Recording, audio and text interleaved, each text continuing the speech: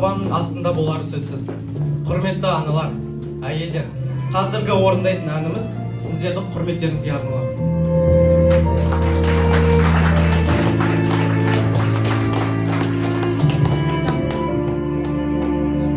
Балтамды қабыл алып сахнаға шықтым ана, сапарда жүрген кезде мен алаңдап бүттің ана, әрдайым уақыт бөліп шабыт беріп көңіліме қарадың.